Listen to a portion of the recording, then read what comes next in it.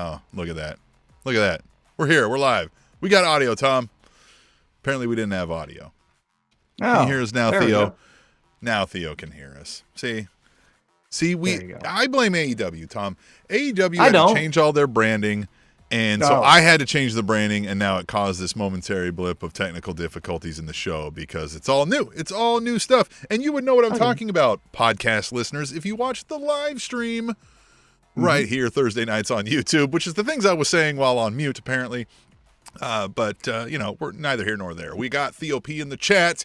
We encourage you to join in the chat if you're watching us live. And if you're not watching us live, catch us next week. You don't have to catch us outside. You can just catch us on the live stream. And let's talk about some AEW. We've had some cool stuff happen. Cool. I'll put a question mark in parentheses behind that because we'll get into what is cool, I think, tonight. So, Tom, what is cool is folks in the chat. Like I said, what is cool is friends. We may or may not be friends, as we discussed today. Actually, we had a conversation, I think, that actually said whether or not we are friends, right? Or podcast hosts. No, Tom, what's going on? How are you over there? Hey, I actually got the chance this week, since we last recorded, to meet a fellow pro wrestling fan and my childhood crush, Topanga Lawrence, a.k.a. Danielle Fishel. And that was great. I thanked her for being a pro wrestling fan. She giggled. So got a picture with her, got to shake her hand. She was very genuine, very sweet. And it was very nice. I had a good time doing that. And then on top of that, we had a great episode of AEW Dynamite. One thing that I'll say before we even get into it, as far as our recap, is, as you mentioned, we'll talk about the merits of what is cool, what is not cool, all of those kind of things. However, the one thing, at least from my perspective, that was pretty incredible, how fast the show went by, it felt like. Yeah. I looked down at one point and I was like, okay, so we're going to get into maybe the third segment. It was like, no, this is the main event. We're going into the main event. I was like, it's 8:40 already? What the hell? I was very shocked at looking at the time of how quick, because sometimes, as you'll watch some other shows and it'll drag on. Man, we still got another 45 minutes. AEW's not immune to that either. There are definitely times where I've thought we're really only, I thought we were further along, right? There's definitely been times. So I don't want to say AEW's immune to it, but yeah, the other company, one of the premier reasons we no longer watch it at all pretty much is that reason. I know there's a lot of additional reasons that are front and center in the media these days. Are all valid good reasons to not watch that company, but one of the primary reasons we both stopped watching is because it fucking took forever and felt boring. Yeah, very, very bland. Although another thing that I will give social media clips and fun to is I saw The Rock cut a promo on Cody and Seth Rollins leading up to his appearance on SmackDown, and off is the direction you can fuck is just an all-time line. That makes me laugh all the time. I have it saved on my phone, just that clip. And sometimes my wife will be like, hey, can you, put the dishes away? And I'll be like, play it. Off is the direction you can fuck. It's so good every time. I will give him credit for that. But you told again, your counselor this, that you play that for your wife when she asks you to do the dishes. Sometimes I'll play for him. Sometimes I'll play for him. Hey. Right, yeah. By sometimes you mean many times, I'm assuming. Many times. Who's to judge? Who's to judge? What is a lie? Who's to judge? Hey, man, you know what I mean? If we unpacked much about my life with a therapist, we probably wouldn't have time to do this podcast. So we'll just probably put that aside for now. Tom, We got folks in the chat. Ash H is in there saying, we in here. We've got a call from Ash H. And what do I mean by a call? Anybody watching or listening now, you can get involved in this show. You can frame some of the conversation by sending us an email to aewrapup@gmail.com. That's a typed out email. That's a voice clip you want to deposit in there. That's a video you want to deposit in there. Send any of that. We'll play it here. We'll talk about whatever AEW/pro wrestling thing you want to talk about. You can even talk about some other things. Ash often brings up MMA. He's after Tom's heart over there. So frame the conversation. We want to make this a community gathering, right? We want friends. We need friends. Look at us. Does it look like we have a lot of friends? Look at us. I know you podcast listeners might not be able to see us, but you know, if you follow us on social media, you might get a glance once or two.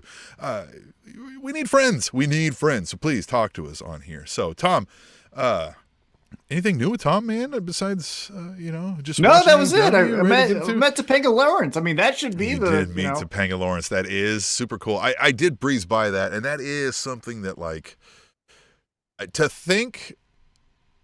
I didn't know you then, right? But to think that, like, I'm gonna know a guy, you know what I mean? That, like, meets her, and we're gonna know when it happens that, like, she's a pro wrestling fan. Like, back then, that would have been mind blowing stuff for young Tim, and I'm assuming young Tom. All of that, yes, all of that good stuff. But I mentioned Ash H. I mentioned the All Elite voice answering machine. Send us your clips, just like Ash did here. We're gonna play this clip, and I need to preface this.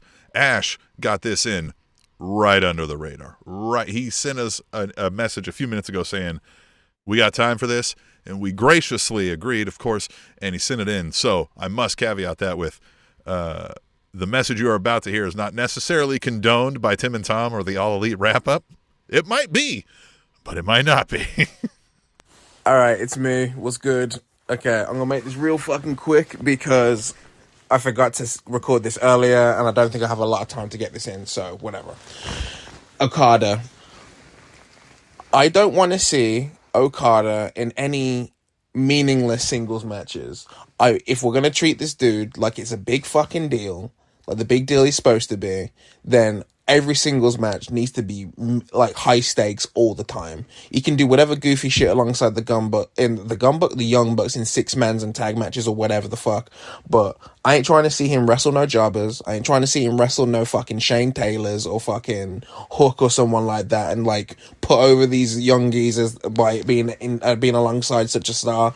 Nah, I want high stakes all the time. I want your Eddie Kingstons. I want your Bryan Danielsons. I want your fucking John Moxleys. And I want them all to be built up to a bit. I want them to all have their builds before it. That's basically it. That's what you need to do with Okada. That's what you need to do with Mercedes now she's here. I haven't watched AEW, mind you, but the spoilers are all over my timeline. But yeah, that's basically it. Sorry about the rush. Have a good show, boys. Safe. No need to apologize. Ash H there in the chat says, oh man, the state of my forehead. I grabbed a picture off social media, man. Sorry, I just grabbed the first one I saw. I thought he'll probably like this. He looks like a fine young fella. He looks great. Yeah, I think he looks great. Yeah, for sure. Looks great. Yeah. Hey, so about the Okada take that we got from Ash, I agree with it to a certain extent. I will say my point of view on legitimate big time wrestlers, or however you want to state those, top tier guys, has changed just a touch from hearing an interview that Bryan Danielson did about why he's never won the title. And I'm paraphrasing here, but essentially, and this is again from what I took of it, is the reason he has never became the AEW champion is it does more for the company if he loses to an MJF, because if you're tuning in because maybe you saw his face, because again, he's not going by Daniel Bryan, he's going by Bryan Danielson. But let's just say you face recognize, oh, I saw him at WrestleMania 30. I want to see what he's up to. If you get to the pay-per-view, right, you watch the couple of weeks and you buy the pay-per-view for him losing to MJF will hopefully then get you to say, well, what's going on with this MJF guy? I want to know more about him. And then on top of that, what he kind of alluded to in a roundabout way was, then when I'm gone, Bryan Danielson, when he's gone, an MJF can use his name to say, you don't know about my resume. I've beaten blah, blah, blah. And then Bryan Danielson and then, other people like that. So while I agree with you from the jump I think Okada needs to be in there with the Eddie Kingston, Bryan Danielsons if he comes back sooner rather than later. Kenny Omega's 100% agree. But in a year's time, 24 months, something like that, if him losing to a Daniel Garcia, right, I think that would benefit both parties. So I was 100% in on kind of that take of stop wasting these guys wrestling, people we don't necessarily care about. Let's get the dream matches in. It has kind of changed from the Bryan Danielson point of view. Yeah, and I, having watched Okada a little bit, I'll say, I was a typical American pro wrestling fan. I didn't go out of my way to watch Japanese pro wrestling much. So I knew of Okada, know he's a big deal, know he's a big-time star over there, know he's a big-time player. So coming in, watching the little bit I've seen so far, I can see guy's got some charisma, got some swag. He's got a look, he's athletic, he tells the story in the ring well. So therefore, in the ring, you can tell that story without a language barrier, right?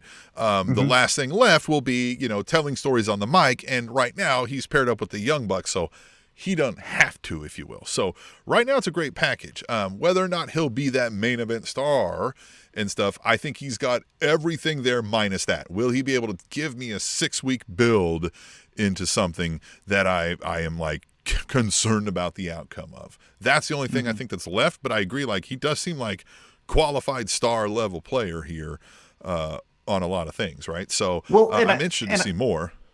Yeah, and I think, putting him in there with the top level guys right now helps twofold.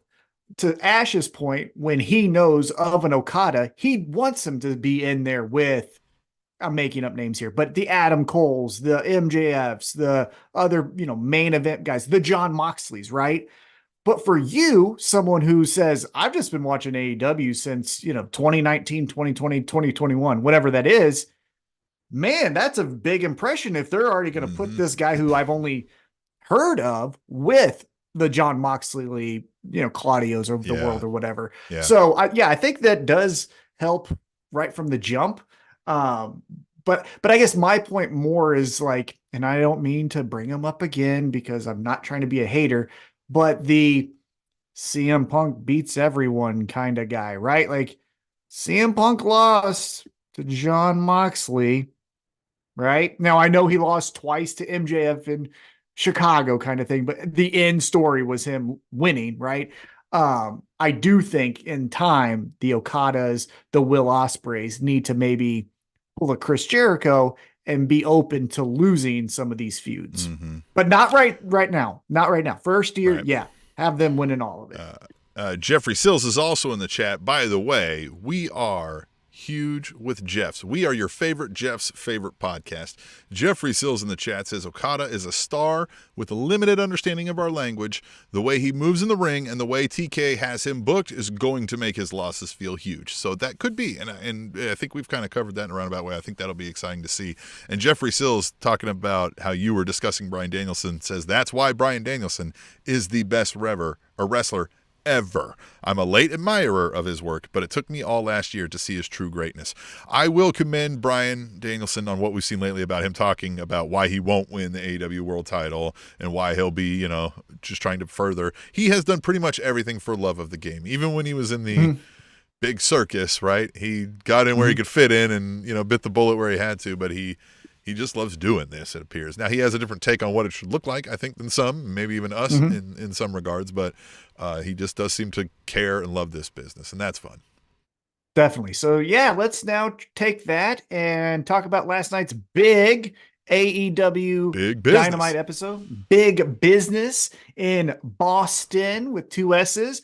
And so that told you right from the jump what we were doing here, and we got right to it. Did it right from the jump.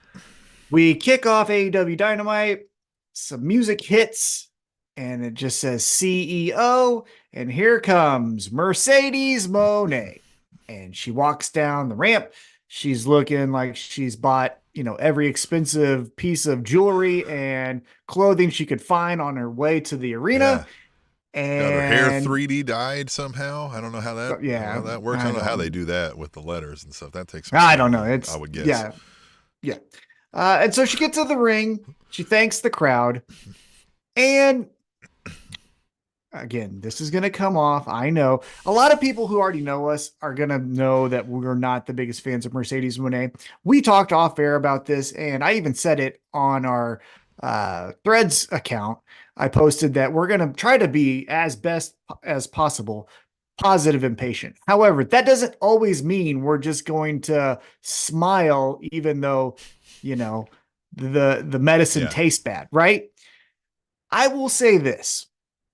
Her promo was good if CM Punk didn't already do it first.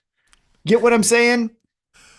It was very a lot of the same things. And I'll let you make, larger points here, but on that one, a thing I thought was, man, this is fine, but I'm tired of these promos, right? Of, hey, everybody, it's time for my flowers, I've arrived promo. I'm like, man, if we're all being honest here, this is the secondary stage, right?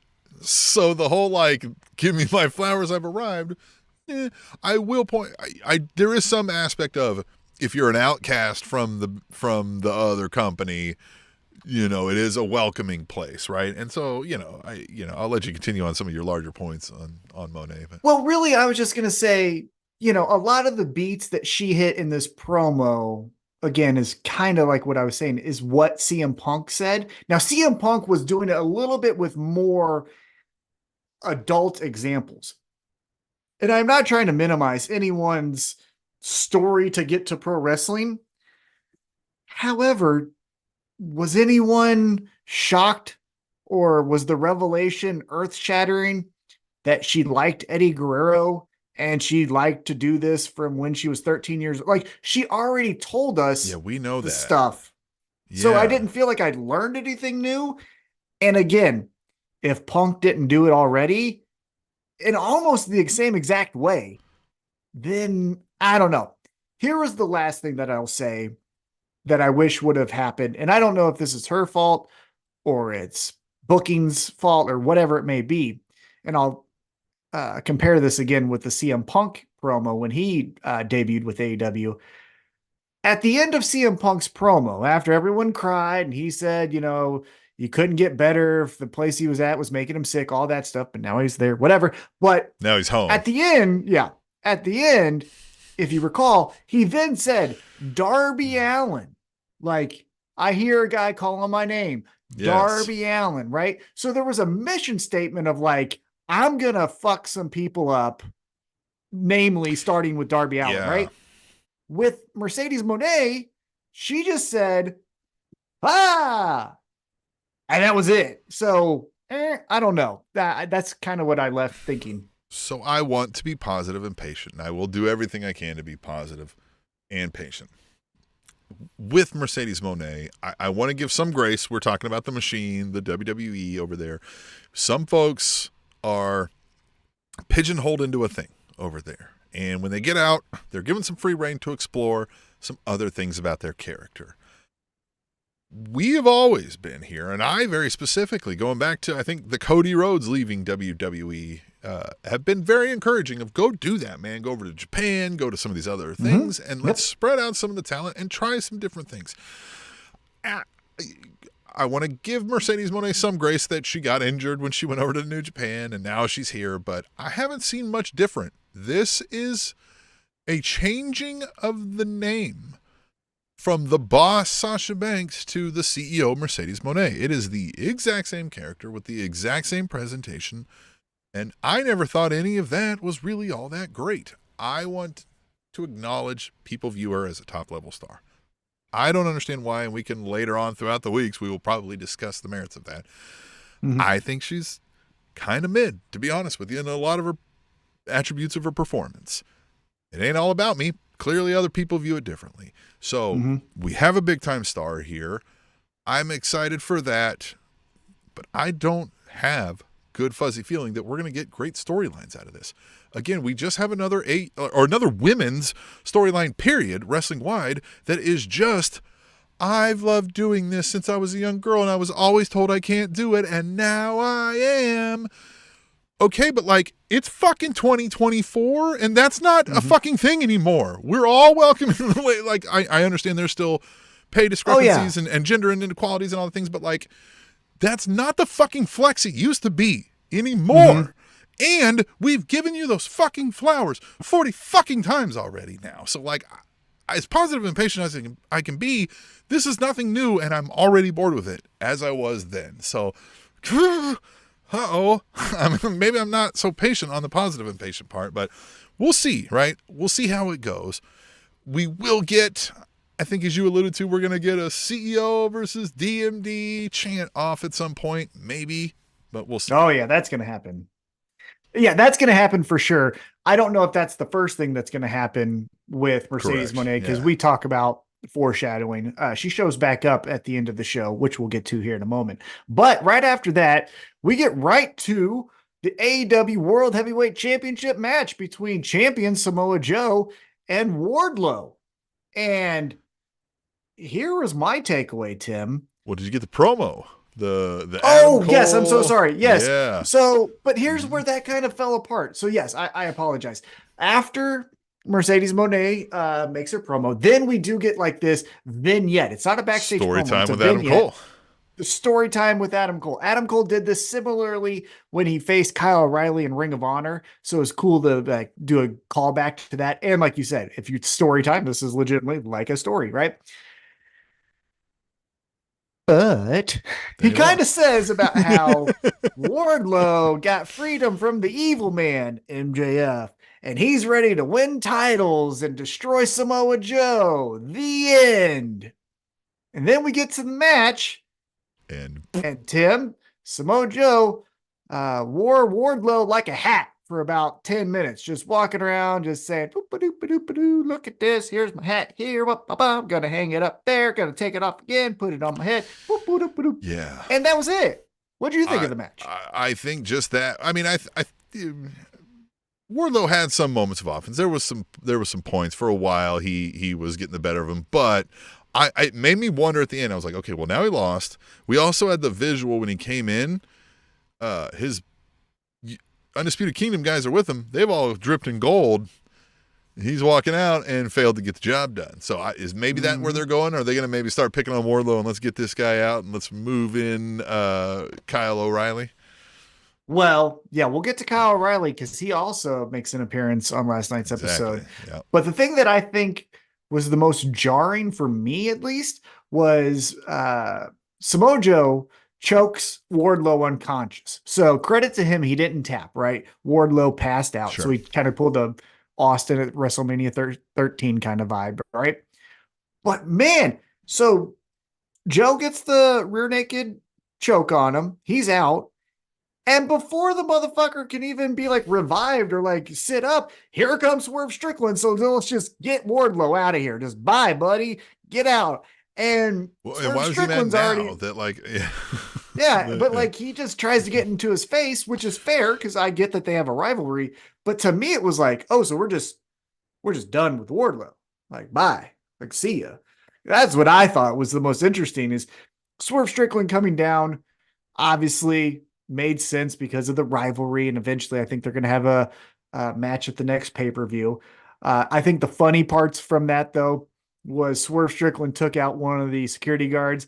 As he got into the ring, Samoa Joe went out to the outside. And then as he went up to the ramp, that security guard that Swerve took out was laying on like the edge of the entrance ramp, and Joe kicked him off the stage and he fell off. And that was kind of funny. So, yeah, I just kind of thought it was very interesting how Wardlow just yesterday's news, buddy, get out of here. Yeah, the kicking of the security guard on the way out by Joe was top level stuff.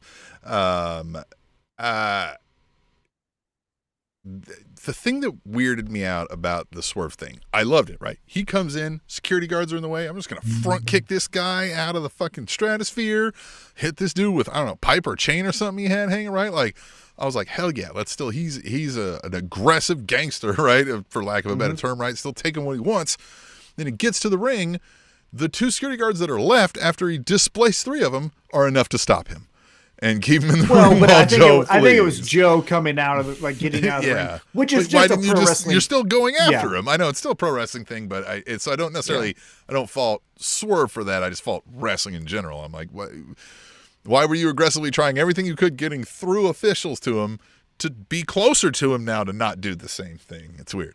Yeah, isn't that funny? That is for all the shit that pro wrestling takes, for certain things that we may excuse.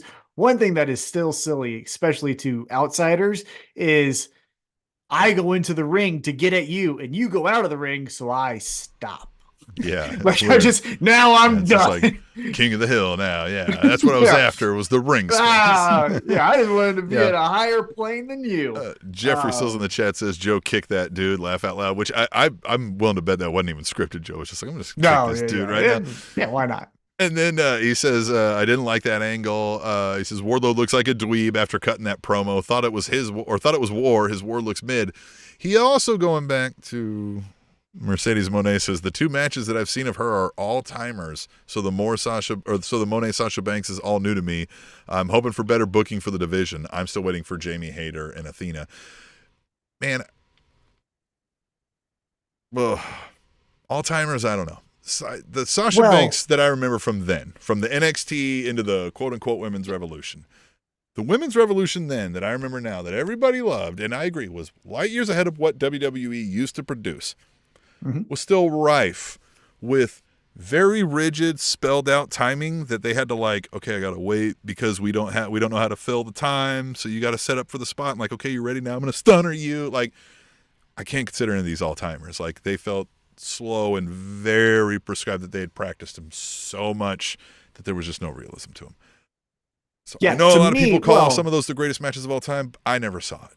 I didn't know. Yeah, and again, not to split hairs, but I think the women's matches that we prefer, Tim and I, and Tim, I'm going to speak for you, and correct me if I'm wrong, but I believe are more of the variety of Rhea Ripley versus Charlotte Flair at last year's WrestleMania, right? Than it was or is kind of the lucha libre styles Serena of the female Deeb wrestlers taking on anybody every day, right? Over anything I've ever seen out of Sasha Banks, if I'm being honest. But I would also say that's kind of the wrestling we just prefer across the board. I think we prefer, of course, a I'm not going to John Moxley match over it's a Jeffrey Sills' flight. all-time list. I mean, he's not wrong about his list. Right. I mean, that's true. Yeah. That's true. But all right, let's get back into it here. Doesn't match mine. So after the Samoa Joe win, and then again he walks to the backstage, we are staying backstage with Alex Marvez, and the Elite are not happy with him.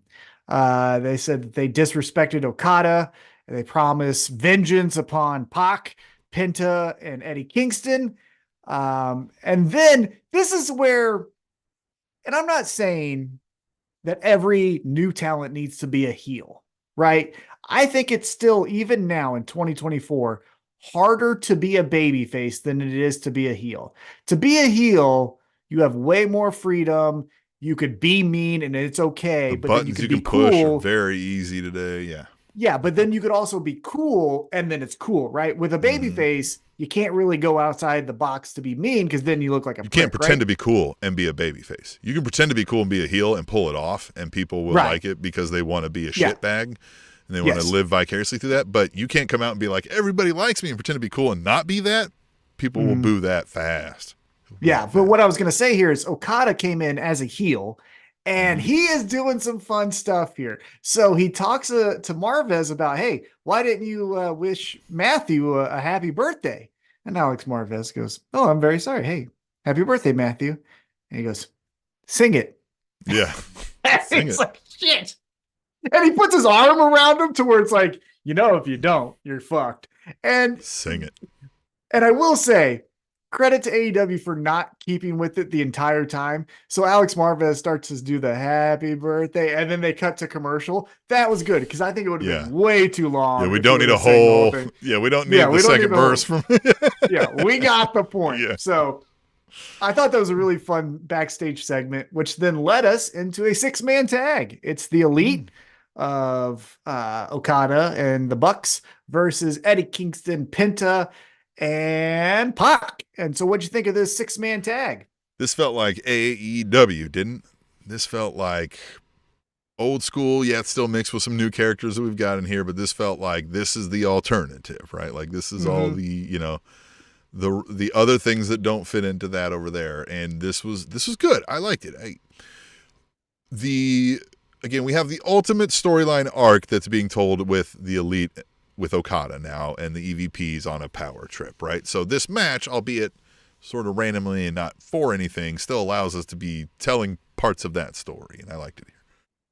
I liked it from this aspect. It really showed you that Eddie Kingston almost was focused on Okada more so than winning the match. It felt like he was like, tag Kingston? That guy. Right, but it was like, hey, tag in that guy. No, tag in that guy. Tag in, no, get out of here. You tag in that guy, right? Yeah. So are we getting that? Are we getting Okada Kingston? Is this Continental Classic so next on the week, line? Well, so next week it will be the Continental Classic only. The other two titles are not on the line, so which you know what's going to happen. You know he's going to win that one. Who? So Okada's going to win the Continental Classic then. Yeah, that's what I'm thinking. Yes, right. Yeah. But here's my thing that kind of made me a little bummed. Secret time. You ready for a little secret time? Yeah. Penta is so fucking captivating. He is one of the rare unicorns for me where he does most of the things I dislike, right? If we were to make a checkbox list of the kind of the wrestling I'm not that big of a fan of, if we're being honest, for me, Penta's checking a lot of those boxes. However, I fucking love him. I love him. He's the one guy where, you know, the people we disagree with kind of on their style of wrestling, I'm like, I don't want to see Top Flight. I don't want to see Action Andretti. I don't want to see, but I'll give you Penta. Yeah, Penta in a, remember when he put on the St. Patrick's Day hat a couple years ago? Mm-hmm. Penta's never not been entertaining every time I see him. 100%. And so it kind of felt like, you know, Pac comes back. He has a lot of good offense. As you mentioned, Eddie Kingston ends up taking the pinfall loss to Okada, but Penta kind of felt like an bud. And I'm like, dude, he's too good, in my opinion, to be an afterthought. Dang it. Like, well, I'm still, I can't get over this now that it's the Continental Classic on the line for Okada. If this belt is just defendable like a regular belt, and now it's another belt that's in AEW that people can defend anytime they want, what in the ever-loving fuck is the purpose of competing in that tournament? Why would you ever try to compete in that tournament if you could just wait till the tournament's over and try to get a title shot at it? Yeah, I agree. And win one goddamn match. That should never have been the case. One of these other titles that he has that completes the Triple Crown put on the line, I guess, and thereby breaking up the Triple Crown, but like, what? Whatever. The way I would get out of this, if Tim, if you said all of those things to me and you said, now get out of it, right? Yeah. We want to go back to next year, the Continental Classic tournament winner getting a title shot for the AEW World Championship. I'm just saying it's a year-long feather. That's why it's a big tournament that you have to fight to win. Like the King of the Ring, right? Yes. What I would do to get out of this, because Eddie Kingston did put his 2 titles on, so then it kind of came this weird Triple Crown thing, right? Is I would have, unfortunately, Okada win the match, right? He is the Continental Champion. But then I would, as the Elite and with the EVP, say, I don't want to defend this thing. I don't want people coming after me. So what I'm going to do is I'm going to turn this title into the #1 seed for next year's tournament. I'm the #1 seed. I get my first matchup, or I get a first round bye. Right up? Yeah, whatever you want. You get into the tournament after the round robin, maybe. So you could say the title is defendable, but all it ever means is you get a bye in that tournament if you're holding it when the tournament hits. I don't know. That's weird. Well, no, because then what if you have 10 people? Yeah. What I'm saying is you just have Okada win it. Okada, as a shit heel, says, I don't want people coming after me. I just don't want Eddie to be happy. Fuck that guy, right? And then he says, what I want out of this is to be the #1 seed, first round bye. I pick my first opponent. That's the rules. And the EVPs throw the are going to be belt like, away. Yeah. Yeah. And the EVPs are going to be like, well, of course. Okay. Great answer. Answer. Yeah. Right. Mm-hmm. And then we get rid of it. Because the only other way, to your point, there are way too many titles, is you have a heel and a baby face having the international and the Continental, and then those two clash to unify, and that'd be the only other way out of this. Yeah, but then that doesn't even make sense because it's international Continental. That would just be another world title. International does mean world anyway. Whatever. Whatever. You know what? Yeah. whatever. I thought it was weird when they said TNT champion and TBS champion, but I was like, but at least it's not trying to lie about something that it is. Mm-hmm. But whatever, here we are. The only thing with those titles that I would say is the caveat I would make for both, but this is why it's hard because one's a men's and one's a women's title, is the only title defenses or title matches are on those networks, right? So Christian does not defend the title at a pay-per-view. He defends it at TNT. On TNT, yeah, that would be, yeah. And then TBS does not go to it's a TBS. So that would make it the actual title, but splitting hairs. But yeah, I agree with you. Little convoluted. So let's move on here. After the pinfall victory for Okada, they take off and we get back into the ring. We go to a break. We come back. Tony Schiavone's in the ring and he brings out Will Ospreay. Bro. And Tim, I want your kind of opinion here on what he said in this promo directed at Bryan Danielson. A lot of energy. I can see the appeal to the charisma that is Will Ospreay, right? I feel like he can talk up a crowd and run them down to rob a fucking bank, right? Mm-hmm. And so the more they lean into that, the better the story's going to be. And Jeffrey Sill says it too, bruv. If they don't start marketing bruv, big giant shirts that just say bruv. They do. It has it, yeah. I mean, they need to plaster it. He needs to be wearing that every time. He needs to lean into it a little bit more. He doesn't need to go full bruv like he did against Chris Jericho, but make it a bit catchphrasy. You could have a star here. I am excited for this match. We're going to see it live at AEW Dynasty. You might see our ugly faces right there. And so I'm excited for that. Yeah, I mean, all in all, right now, I feel good where we're at with Will Ospreay. I mean, nothing earth-shattering quite yet, but I think I liked it. What did you think? So I got a bunch of different takeaways from this. And this is, again, my first introduction to a Will Ospreay promo. And I know he had the promo with Chris Jericho, but to me, I could have dismissed that as he put everything in it. There you go. And then he went to Japan, right? But this is, again, another one similar to Chris Jericho. So here's a couple of my takeaways. One, WWE picked the wrong guy. So remember, it kind of felt like they had a choice of Will Ospreay or Ricochet, and they went with Ricochet. Mm-hmm. This is what I think they wanted out of that role. And Ricochet, I don't think, to whatever thing I've seen from him, could ever cut a promo like that, right?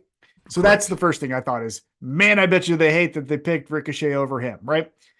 Two, and this goes to the specific, to the specific promo that he cut.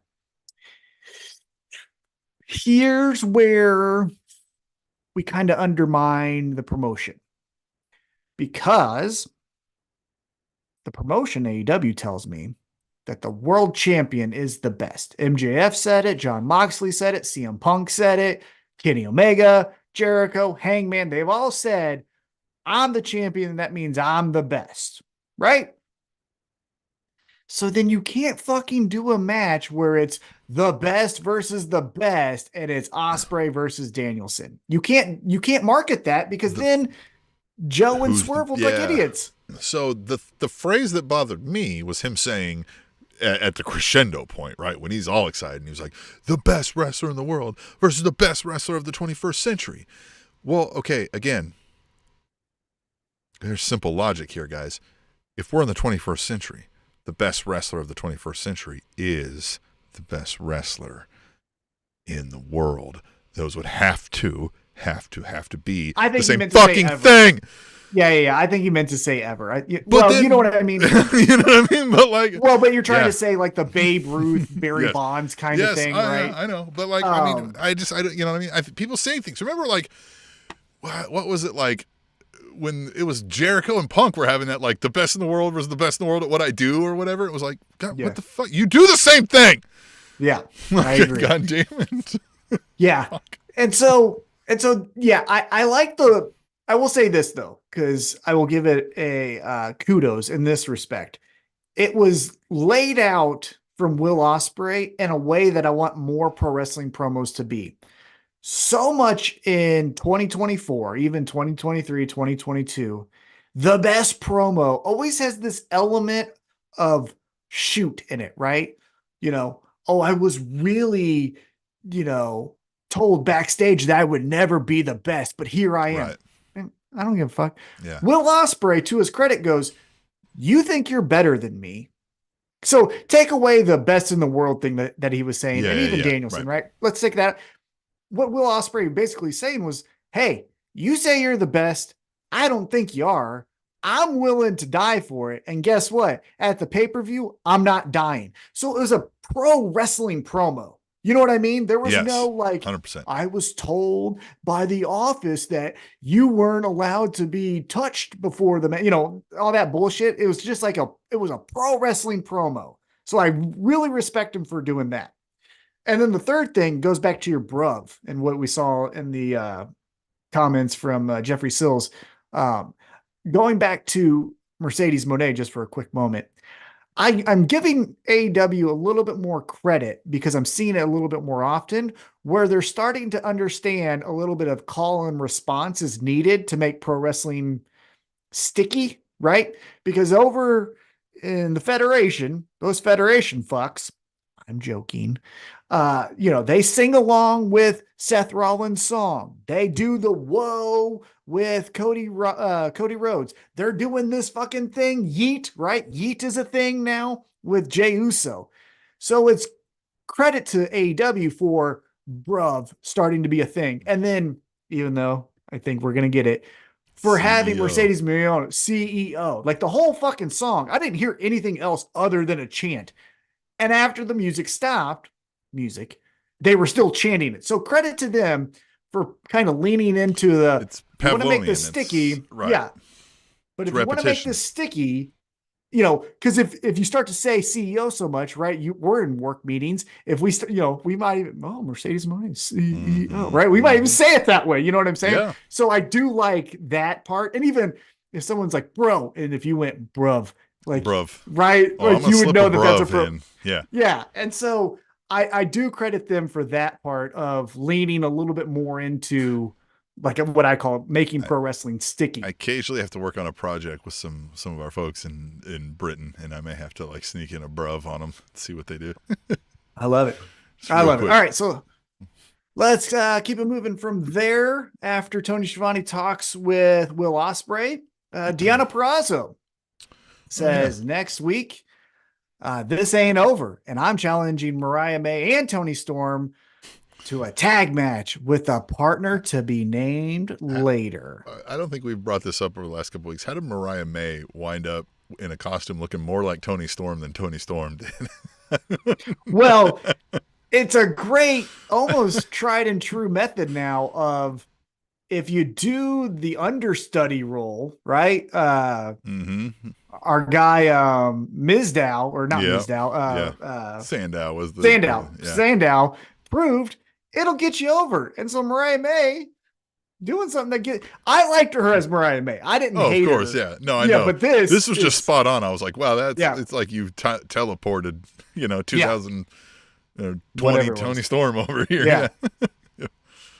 So Deonna Purrazzo cuts this promo, says next week, Mariah May, Toni Storm, we're doing a tag match. I'm going to bring in a mystery partner. So Tim, is this when we get DMD or are we getting someone else? Probably someone else. At some point DMD has to come back, I guess. It's conspicuous by her absence as of late now, right? Like I follow her on social media because she's a good follow. A little bit more Pittsburgh than I like, but I get it. I'm not trying to hate on it.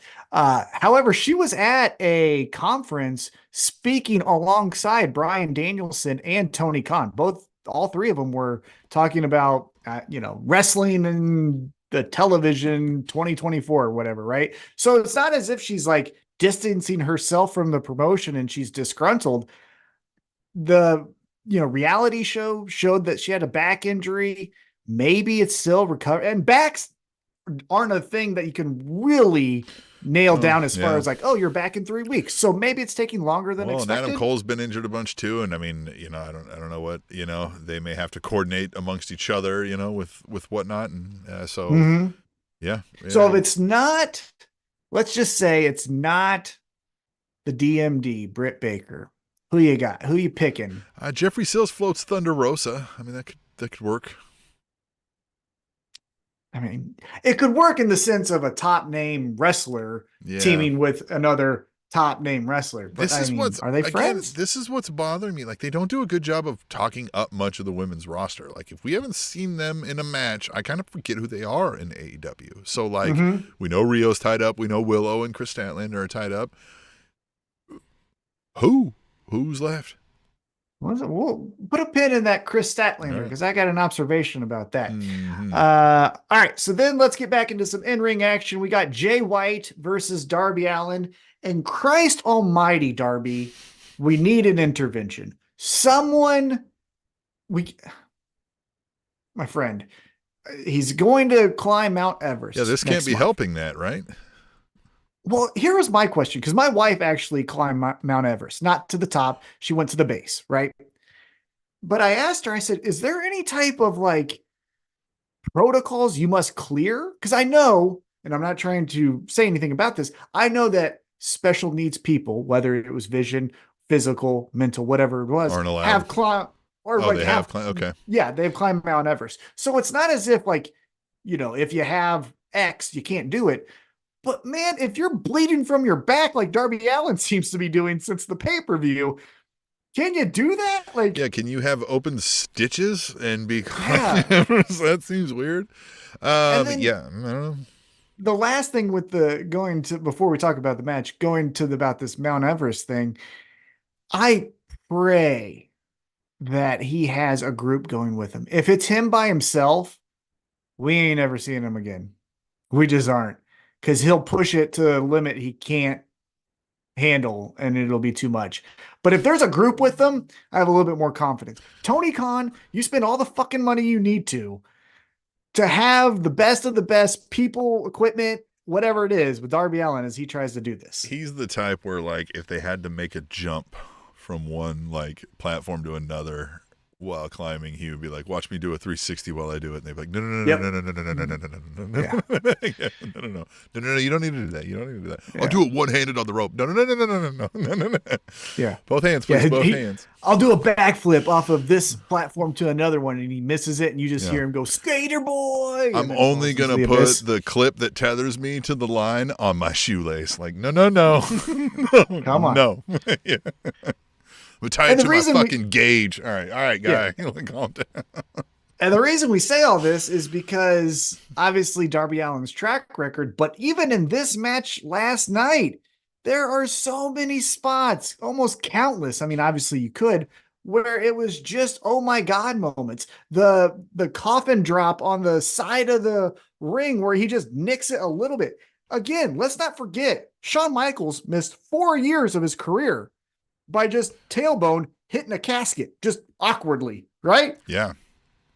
And here this guy is saying, fuck it, let's do it 3 times in this match. Obviously he didn't, I'm paraphrasing, but Yeah, he just did paralysis with almost every match, it seems.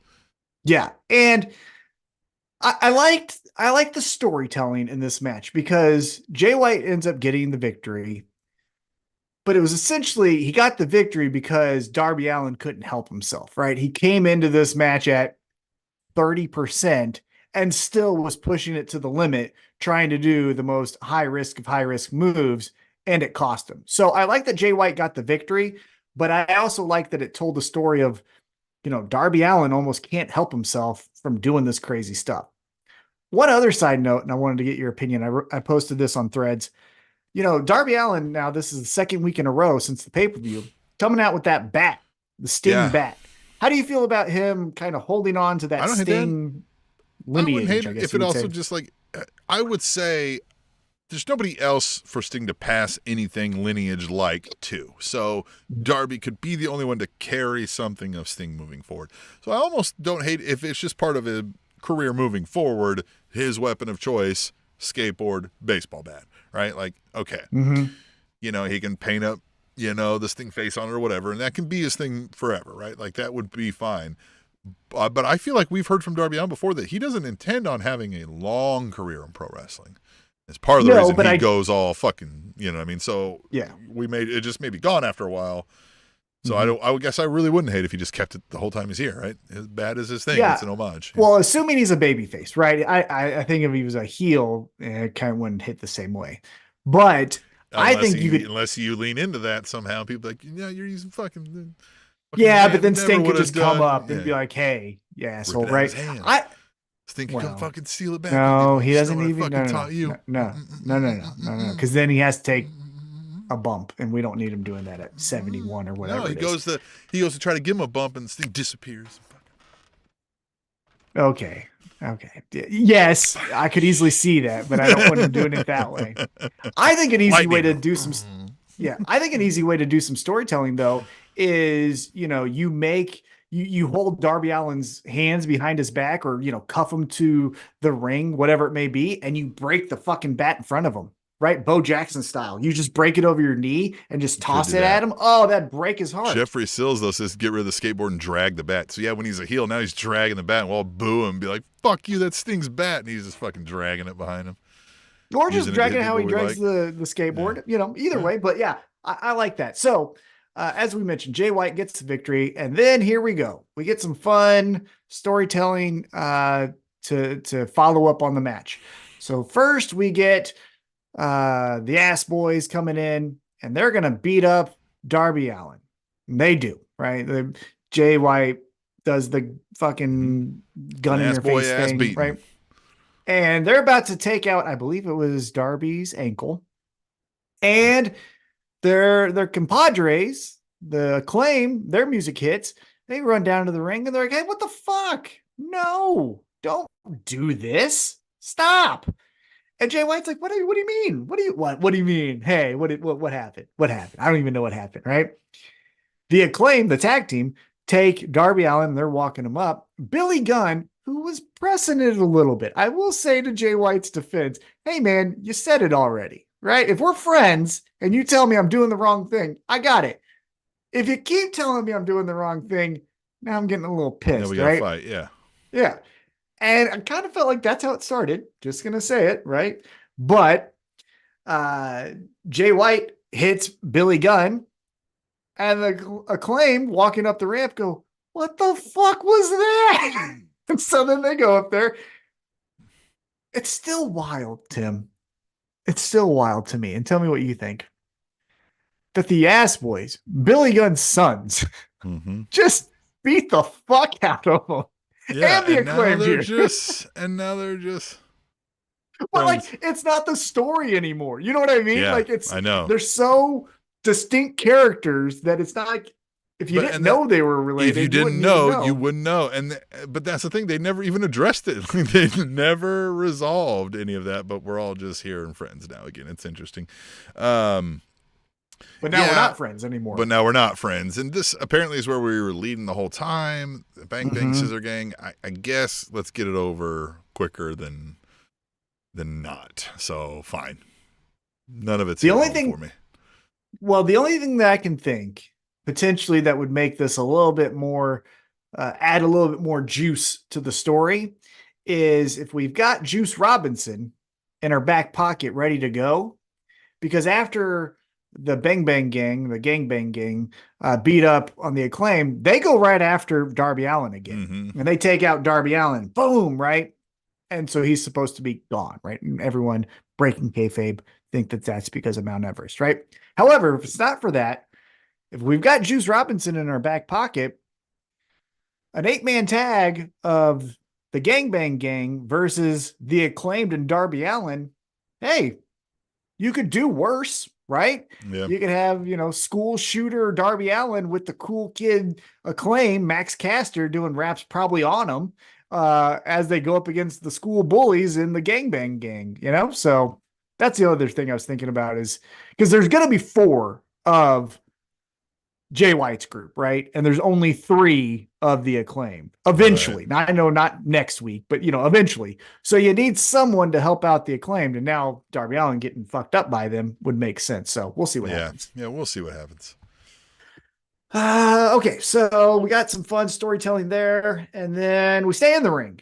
Let me make sure. Hold on. Yep. Okay. And yuck, Tim. Yuck. We get Hook. Oh, yeah, yuck. And Chris Jericho. Yeah, yuck. Versus the Gates of Agony, which, side note, the Gates of Agony garb was fucking cool. Yeah, that was the coolest they've looked. Like, I was like, God damn, that could be tag team champion. You know what I mean? Like, that was fucking impressive. I agree. That looked great. But this, I mean, they were Lion booing hook. Jericho. I don't want to say that, Tim. Lion I hook. don't. No. Well, then Jericho later, which we'll get there, he tried to act like he hadn't heard that before, too, when he fucking forced them to name it that. Yeah, so Hook and Jericho get the win. Jericho's cool. Here's the thing that I think, and Tim, tell me what you think. Jericho, at a macro level, is cool. You look at the whole breadth of his career. Sure. He's kind of had his finger rock on the pulse. He's a fucking, yeah. It might not be your brand of cool. Guy. Yeah. Yeah. It might not be your brand of cool, but it is a brand of cool, right? But the thing that I thought has always made him even more cool and even more relevant is he knew when to go away. Right? In WWE, John Cena threw him in a trash can or whatever, or a trash truck, and then that's how he went out. And then another time he came back and he didn't say a word, and he was doing this over exaggeration, like the list, right? And then he went away and stuff. So it's like he's always kind of go away again. Yeah, but I don't get how he doesn't know that. Yeah, I don't know. That's the thing. So do you think, and Tim, I'm asking you honestly, that's what it is. Is it Tony Khan saying, we still need you on the poster? Because maybe they do. To know. Because some of these other guys flopped, right? The CM Punk thing flopped. They had to send another couple guys back, basically. Yeah, I mean, possibly. Or maybe, like, hey, man, we paid for fucking this many appearances. Yeah. We got to get them. Yeah, it just feels like he knows when to leave and he's not doing it. And so it's either him just being stubborn or the network, Tony Khan, someone saying, like you said, we got 12 more dates with you, so we're getting that out of you sooner rather than later. Yep. I don't know, but let's fluff Hook up. They're like, well, so next week, so they get the victory, and then next week it was announced that Chris Jericho versus Hook will be happening. So we'll get that match in Toronto. So again, another reason why to have Jericho on the card is because he's a Canadian, and you can't watch a show if your hometown guy isn't there. Heaven forbid we ever went to a Raw and SmackDown and Baron Corbin wasn't on the card. But anyhow, for those who don't know, Baron Corbin's from Kansas City. So yeah. Anyway, all right. So then after that, Kyle O'Reilly. Let's circle back to that.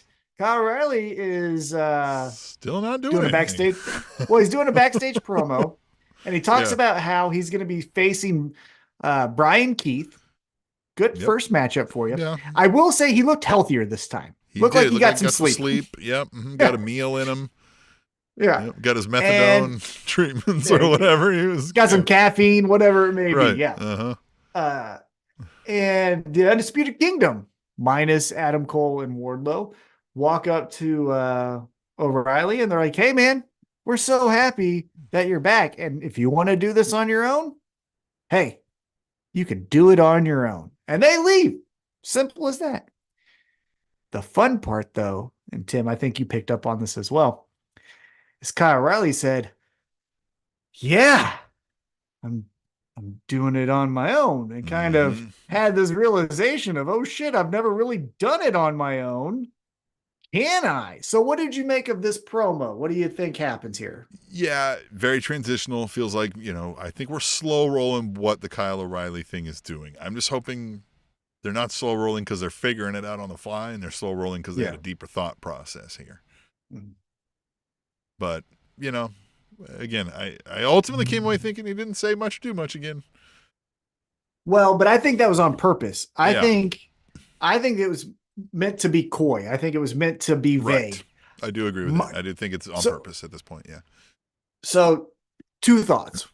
1, Undisputed Kingdom, Kyle O'Reilly are going to be doing something from the jump, right? 2, though, what I hope is Adam Cole told that story of Wardlow. before his match. Well, Wardlow didn't end up to, live up to his end of this story, right? Didn't get the job done.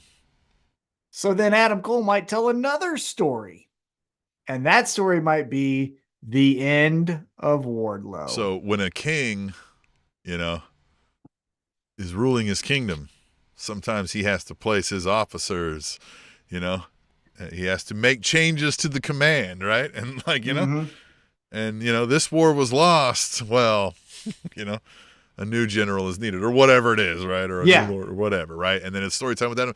So he's almost like, I'm the king of this kingdom, which would fit, right?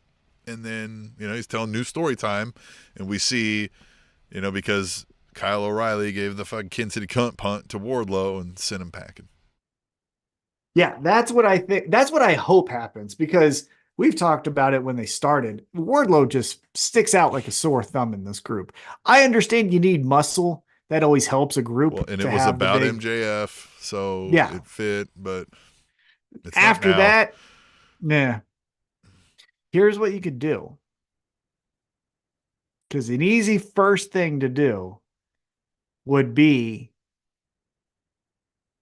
Wardlow gets kicked out of Undisputed Kingdom. Kyle O'Reilly takes a spot. Obviously, motherfuckers, we were here. We're always going to be here. We're like brothers, right? And Wardlow goes, he was right. And they're like, what the fuck? Who? What? And he goes, he was right. Hold on. I'll tell you the whole story that I have in my head, because I didn't do a good job of saying that. All right. I say, at the pay-per-view, Wardlow has another opportunity to win gold. Let's just say, for fuck's sake, it's Okada Continental Classic gold, or Continental Championship, right? Yeah. Okada beats Wardlow. Fine. This is then when Adam Cole goes, hey, that was a tough one. By the way, we got a fun story to tell you before we get out of here. It's him telling the story. Who's ready for story time with Adam Cole? Right. And he does it from the Titantron, or whatever we're calling it, the big screen. And then the book closes. Then we go back into the ring. Kyle O'Reilly's in there. Wardlow's like, what the fuck? They all take out Wardlow, right? Wardlow is sitting there. He's left for dead. The Undisputed Kingdom kind of make their way out of the ring. Wardlow goes back. He climbs to the microphone and he just goes, he was right. And I'm like, what the fuck? And he goes, he was right. And Adam Cole goes, let's fuck this guy up one more time. Yeah. So then they turn around and they go back into the ring. They circle it. And they're going to all right, we're going to fucking kill you now. Lights go out. Da-da. Da-da-da, da-da-da, da-da-da, da-da-da, and MJF is back. And he's like, to help save Wardlow. Yeah. And he's like, no. We are brothers. Sometimes brothers fight. We're back, baby. Yeah. This guy tried to pretend he was my friend and he ruined us. Yeah. Yeah. Yes. And he was my friend the entire time. Right. And I never accepted him because I never knew friendship. Right. Yeah. And it was you the whole time. It was always you, Wardlow. Yeah. Yeah. There you go. Fucking like cheesy Lifetime movie style, right? Having be like, but it was you the whole time. I thought it was him, but it wasn't him. It was him. Look, and MJF can pull that off. Yes. MJF can pull that off. Like he's at the bottom of the steps, like looking up to Wardlow, right? The whole crowd, flash mob doing a dance. Because you could even have a little bit more fun with it. And MJF, because he could easily say, he was right. MJF appears. They take out Undisputed Kingdom. But Wardlow's like, hey, man, you were right, but I ain't with you. Yeah, we ain't cool. And then you get MJF doing the signs outside the window. Yeah, playing the fucking boombox. Do the whole cheesy stuff. Yes. Yeah, like Jeffrey Sills says here, the mega powers unite. Yes. Yes. Great, yeah. I think that would be fun. Yeah. War JF. Yeah, that is a great name. Yeah. So I think maybe that's what you do. But that would be a fun thing that I would consider. I don't know if that's where you go. Because again, maybe MGF is like, hey, my hip is really fucked. But I'm just saying that would be a fun thing if you have it ready to go. All right. After the Kyle O'Reilly interview, again, we get the Jericho challenges Hook. We get that. And before our main event, which seemed super fucking weird, especially when you had the world championship match. You kind of told us something, right? And we got something. We have Rio versus Willow Nightingale.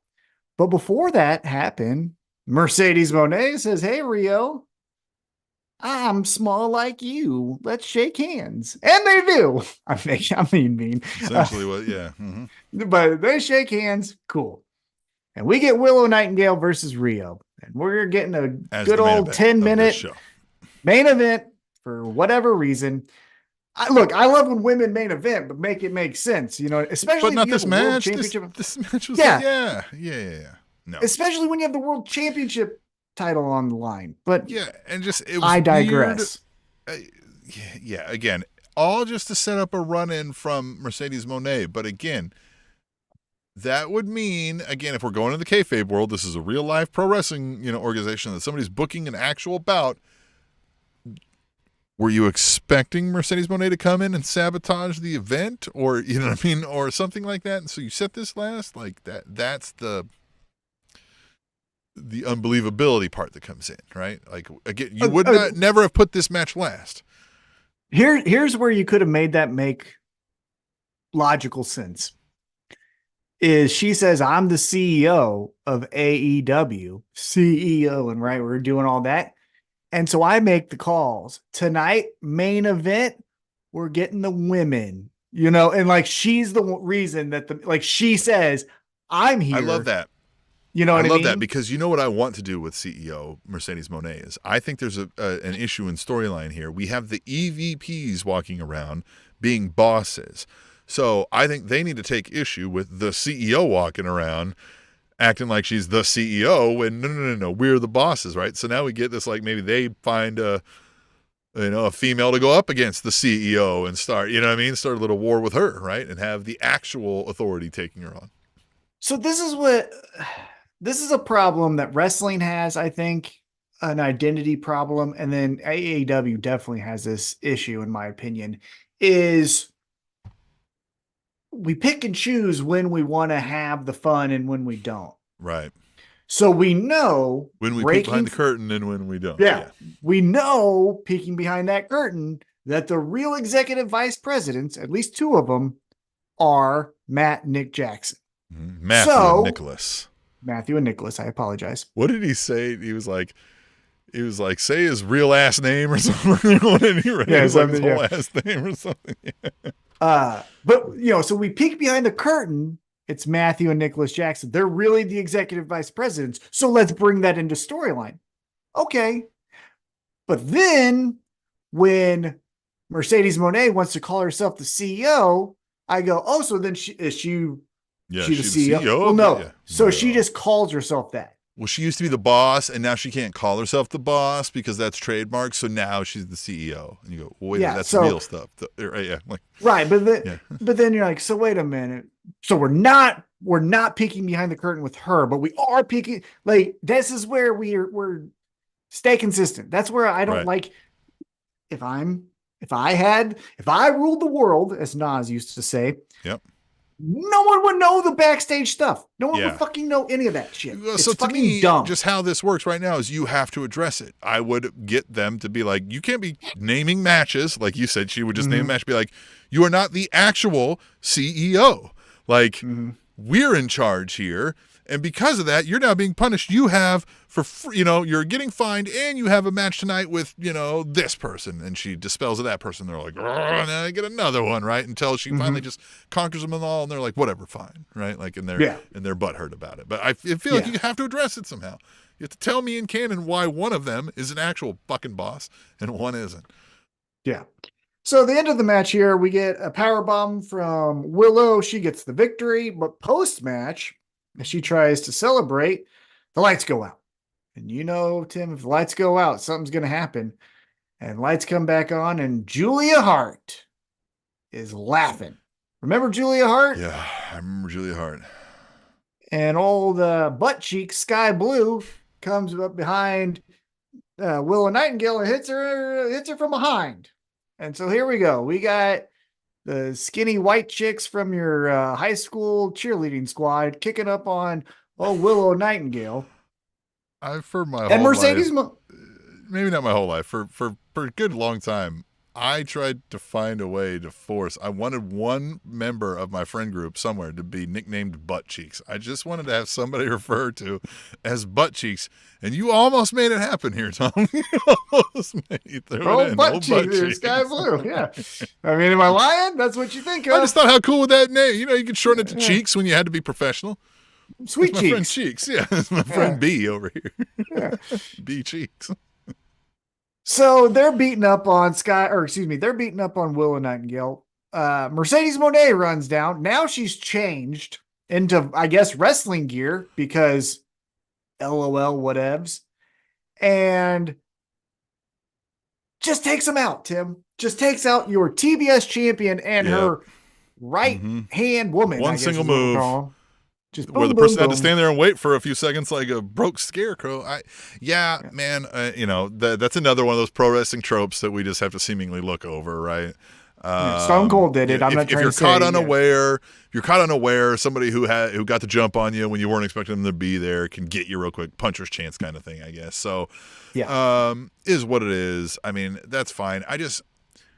Going back to Mercedes Moné, does she not dance like you gave somebody that's on a work off-site in another country a little too much that they weren't expecting, and now they're dancing to the music? So, yeah. Like, what is that?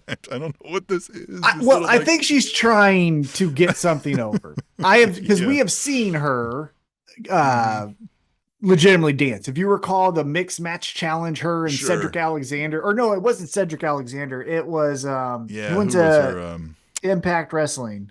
He got fired from WWE for beating up on his wife, allegedly. I'm going to look it up because it's bothering me. I forgot when they were doing that stupid thing where it was mixed gender, right? And they teamed her up with. God, who was it? Look in the chat. Do we got the name in the chat? Because I bet you someone's yelling it at us right now. Maybe not. We're spinning the thing, but Rich Swann. Yes, remember they danced together. So we've seen but Mercedes dance. I want to go back to that too. I know part of the gimmick was goofy dancing, but I don't think there was a whole lot of good dancing coming out of Rich Swann either during this time. No, WWE loves to force the fucking goofy dancing though, so I give those folks grace. Like, they want you to go out there and make a fool of yourself, and they don't want you dance. They want you to dance in a way that everybody can dance along with, and that usually isn't the best dancing, if I'm being honest. So I'm going to give them that. Yeah. And maybe that's what you're saying. It's something that she thinks everybody can easily everyone can do. Yeah. Just like the Prince Nana, right? We can all try to do the side to side. You know what I mean? So I think that's what she's trying to do. And again, I have given Mercedes Moné a lot of grief just across the board. I'm trying my best to separate the person from the character, because I'm being serious. Like when she's reading her promos from a cue card in her mind. So that is one thing. I'm trying to separate my personal feelings on Secret Time. I don't think I like her as a human. But I'm sorry to say that's aside. Just judge her on the character, right? So I give her a lot of grief for a lot of things. But I prefer whatever that New Japan theme was when it was like money. Yes. Money. You know, over this CEO. Because I don't. I get it, and I applaud them for, hey, we want people to chant things. Yeah. But that song was not good. We here at the All Elite Wrap-Up encourage you to speak with your healthcare professionals about your vaccinations, and to not always sarcastically wear skepticism of authority as a badge of honor. That's our public service announcement moving forward. Yeah, and one last thing that I would follow up with that on is being critical doesn't mean you're interesting. Yeah. Doesn't mean you're the wise one in the room always either. Yeah. That's what I'll say. Right. Yeah. By the way, side note, before we wrap up here, looking at the TNA, I guess now it's TNA Wrestling again. Do you know Mustafa Ali is in TNA? Yes, TNA. So they've got the Dolph Ziggler, right? They've got the thing. I know. I've been meaning to give them a check out, give them a look. They're going back to TNA now. The whole thing is they're in flux because apparently a lot of the roster did not appreciate the letting go of Scott D'Amore. And so I don't know how that's working with them backstage. I haven't read up on any of the fallout from that, but apparently there was a whole lot of open letters and co-signing of like, what the fuck, you know? The fat guy from Swerve's group in WWE is in TNA. Mm-hmm. Yeah, the Top Dollar. Yeah, that's his name. Hammerstone? Wow, they actually have a decent run. That's what I'm saying. I'm going to give it a check. I'm going to look it out. I love Joe Hendry. Joe Hendry, he does the songs, and he's great. I like him a lot. Yep. Anyhow, I'm just looking at the roster. It's not Moose. horrible. Yep. I don't like Moose. I'm not a big Moose guy. Look, hey, cool. Yeah, one time you played football. So did we all. Okay. Jeffrey Sills called him Flop Dollar. Oh, bankrupt. I call him. Top Monopoly Dollar. Yeah, exactly. Right. Oh, and Santino Morella's in this motherfucker. Really?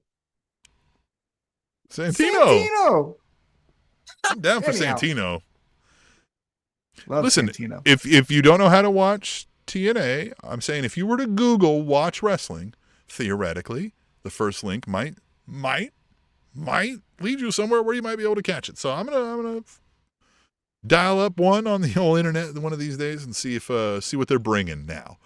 Mm-hmm. See what they're bringing. But hey, let's talk about next week real quick because I do want to end on an all elite wrestling note. Next week, Tim, we got something to look forward to. So obviously we got Collision. I'm going to try to do a quick video of my thoughts on Collision. Tim, you can join if you want, but it'll probably just be me. And that's totally fine.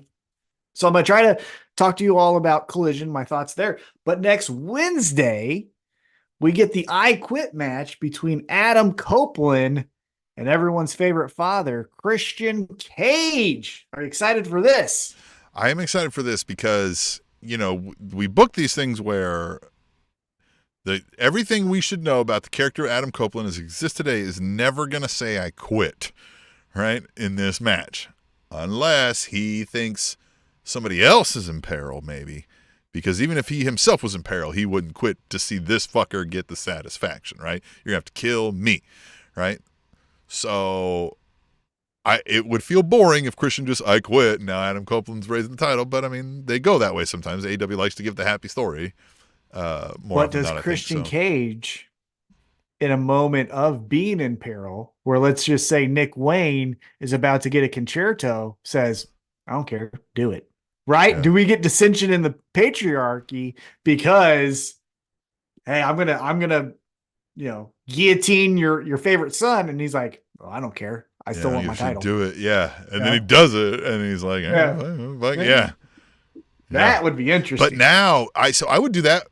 I would say do it first, but then why would Adam do it? That would be out of character. So I'd say I'd have him do it first, and then Christian be like, okay, now it's your turn. And now, fucking here's Beth Phoenix fucking hanging from me. You know what I mean? Something Mama Wayne's got her caught up. Mm-hmm.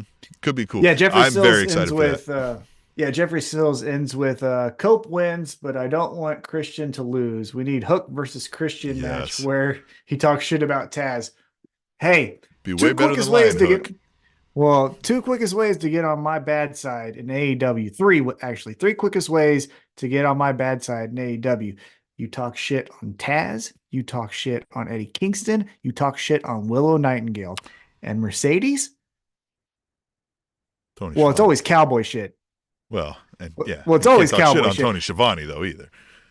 Oh, yeah, my favorite uncle. Yeah, you can't talk shit on Tony Schiavone. So 5 things. Yeah, right. Hangman and then Tony. So I started with 1, get into 5, you know. But Mercedes Moné, I'm just going to give you this warning. You mentioned her name. You came out to help her. You get your bejeweled ass away from her.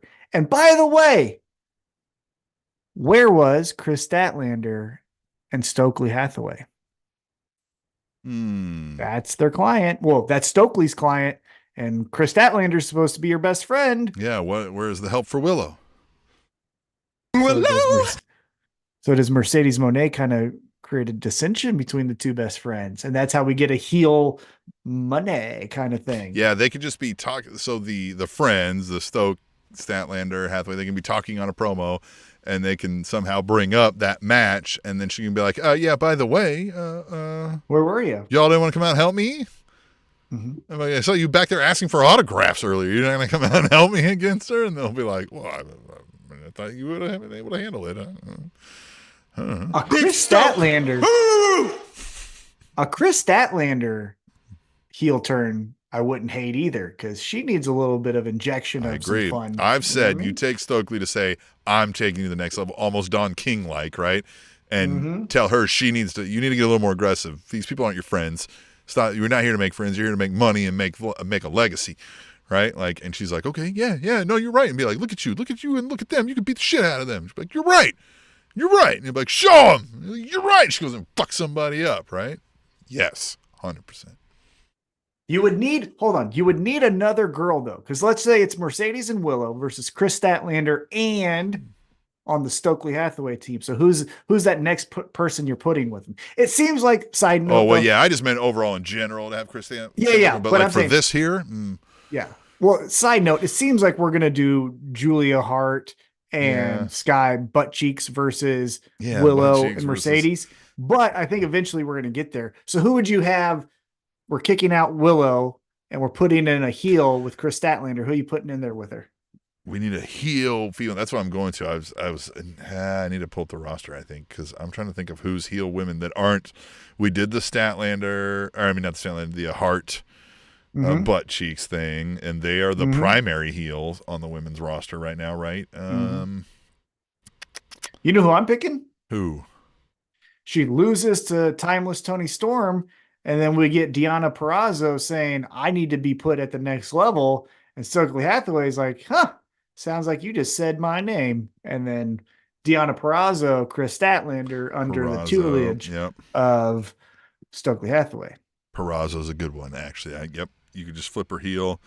Do that. I think she would fit very well. That's a good one. Yeah. I'm excited, though. I'm excited for some. Emi Sakura. Jeffrey's still doing. Emery Sakura fits in a match. There's no reason to have her involved in a story. Oh, that's the We Will Rock You. No. Yeah. Right. Yep. Or Athena. You bring up Athena, like he's been saying throughout the chat. Oh, now I love Athena. That's a good option. Or Jamie Hayter. Jamie Hayter comes back and maybe you put. No, Jamie Hayter's a badass that doesn't need Stokely. I love Stokely Hathaway. But it would be the same thing. You would be doing the same thing you'd be doing with Chris Statlander or Jamie Hayter, where he's the mouthpiece, convincing her nobody can stop you. Go make me some money. I mean, go make some money. Right? Yeah. Yeah. So with that, make us some money. Head over to our website. Find a way to donate some, or find the link over there to donate us some money. If there's not a link there, ask me. I will make sure you can find a way to get us money, and then you can come back here and tune in next week to the All Elite Wrap Up.